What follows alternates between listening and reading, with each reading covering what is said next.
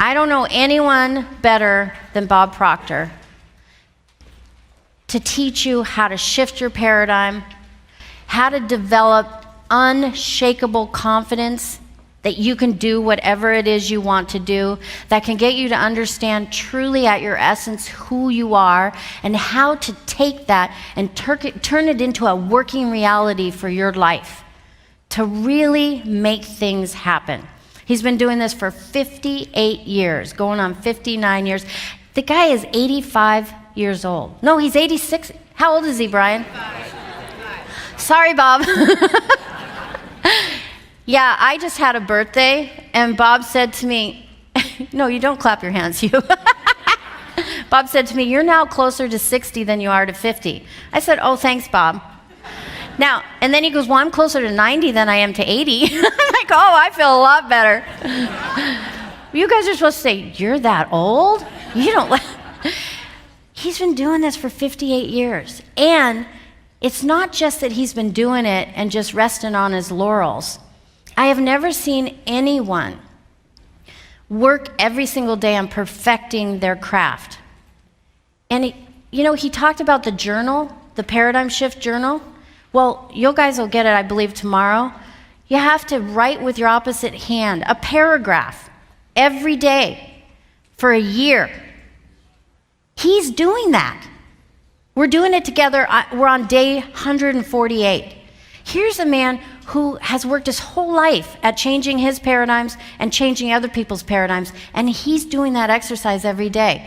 He works on his PowerPoints nonstop. He's always trying to perfect his craft. Phil, you've been working with him for 20 years. You guys are going to get to know Phil this weekend. He is probably the best student that Bob has ever had. He's got a shoebox of goal cards that he's achieved. And he keeps going for bigger and bigger. You're going to hear about it. It's astounding. And it's awesome. And that's what's possible. And one of the best things that Phil does?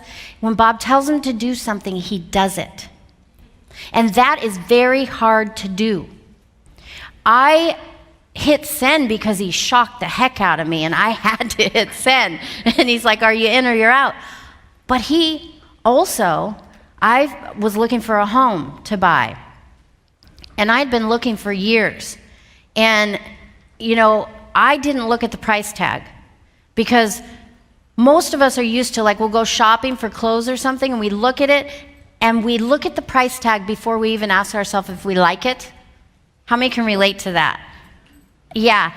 Well, and real estate, they have the books, and they're broken down by price point. And you go to the section where you think you should be spending, where you think you can afford. Well, I stopped looking at price tags altogether, and I would look at these homes. I looked at a $60 million home down in Laguna Beach once. I didn't even like it. It was like a hotel, but I didn't look at the price point. And so here I was going to visit Cynthia Kersey and Blaine, and they lived on Whidbey Island part of the year. And so I Googled luxury waterfront home, Whidbey Island. And the third listing there jumped out at me, and I clicked on that, and then the third link there jumped out at me. And it was a virtual tour of this home on Mutiny Bay. And I fell in love with it, absolutely fell in love with it. And I go to look at it, and I loved it. And then I talked to Bob, and he said, well, are you going to buy it? And I said, oh, God, no, I found out how much it costs. Never say that to Bob. He's like, what? Do you believe what we teach? And I'm like, yeah, I believe what we teach. He goes, now you need to go back there. You need to live in every room of the house. And I said, I really wanted to have Christmas dinner there with my family. And he's like, okay, imagine Christmas dinner and the conversations you're going to have. And I want you to really get into this. And so Cynthia had gone with me the first time I looked at it. I went back the afternoon, and I did exactly what he said. And the realtors are following me around trying to sell the place. And I'm like, Bob told me to be one with the house. So I said to the realtors, excuse me, I need to be one with the house. They're like, okay, crazy lady, we'll leave you alone. And so I went into every room and literally, in the bedroom, put my feet up on the ottoman. I want you to imagine yourself doing this.